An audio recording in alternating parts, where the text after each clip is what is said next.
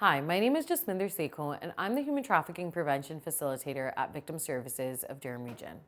I'm here today to talk to you about previous sexual abuse as one of the risk factors for human trafficking. When child sexual abuse occurs, it may be hard for families and caregivers to understand how it could have taken place without their knowledge. In this video, we'll be chatting about childhood sexual abuse and how to help youth effectively heal in order to ensure that this does not become a risk factor for human trafficking in the future. To be clear, when sexual abuse happens, this does not automatically mean that a youth will be trafficked in the future. This video is to emphasize that when supports are put in place, it reduces further risk of victimization and is an important part of the healing process.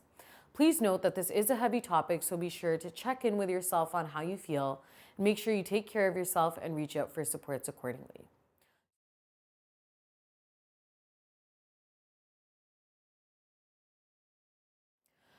So what exactly is child sexual abuse? Child sexual abuse involves a child being forced or manipulated to take part in sexual activities. The abuse can involve contact and non-contact offenses, and it can occur both online and offline. In some situations, the child may be fearful to speak out, or they may not even understand what exactly is happening to them. Child sexual abuse includes a wide range of behaviors and situations. Offenses can range from one-time occurrences to multiple experiences, from one offender to multiple offenders with or without the use of violence. Offenses can also vary from non-contact sexual offenses, such as voyeurism or exposing a child to pornography, to hands-on sexual offenses. The abuse may involve the use of technology, for example, using a live streaming service to record child sexual abuse images and then sharing this content online with others. According to research, 1 in 10 Canadians reported being sexually victimized before they turned 18. There's a lot of myths and misconceptions around child sexual abuse. There's no typical sex offender. They can come from all walks of life. They can be part of families. They may be well liked and socially competent. A lot of people are under the impression that most offenders are strangers, and in reality, the majority of cases of child sexual abuse, the offender is actually not a stranger to the child.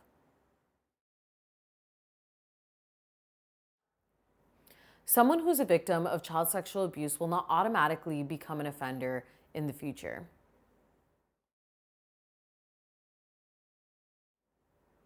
People also think that if a child were sexually abused, they would disclose right away, and delayed disclosures are actually far more common than immediate disclosures of sexual abuse.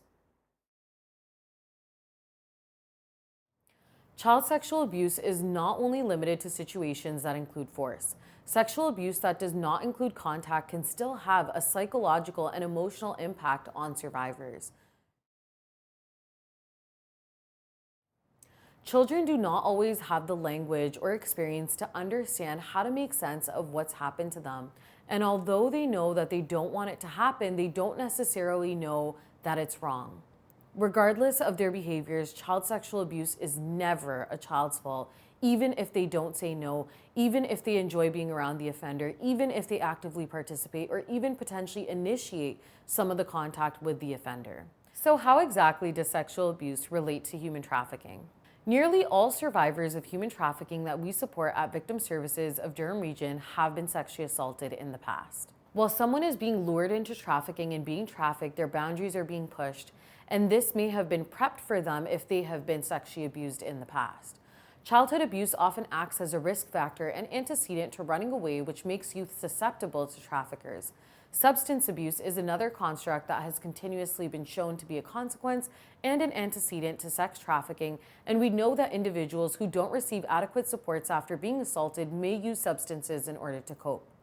Abuse also negatively impacts self-esteem, and if somebody's been sexually assaulted in the past and hasn't received adequate supports to rebuild their self-esteem and reset boundaries, they may be more susceptible to a trafficking situation.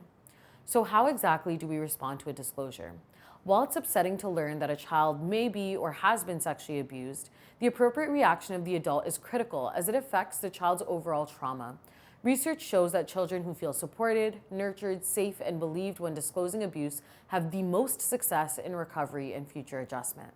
This minimizes harm and the potential for human trafficking in the future. If nothing else, take these 3 key takeaway points. Make sure you tell children, "I believe you," "Thank you for sharing," and "Thank you for trusting me." So what exactly do they need to hear from you once they've disclosed to you that harm? They want to know that you believe them. They want to hear from you that what's happened to them is not their fault. They want to hear from you that you aren't angry with them. They want to hear from you that you love them no matter what. They want to know that you can handle what is happening and protect them. They also need to know that they do not need to be worried about you. They need to be treated as the person that you know them to be, not as fragile or damaged. And a protective support circle at home, school, daycare, and any other extracurricular activities is super helpful. Someone to confide in to help them manage emotional stress is also of the utmost importance. Be sure to get support and find resources if somebody comes forward. Previous sexual abuse is one of the biggest risk factors for human trafficking. Understanding how sexual abuse happens and how to respond is important for protecting children from future abuse. Victim Services of Durham Region offers many presentations and education sessions on how to keep young people safe. We also provide support to anyone who has been victimized. If you require any support, please be sure to reach out to Victim Services of Durham Region.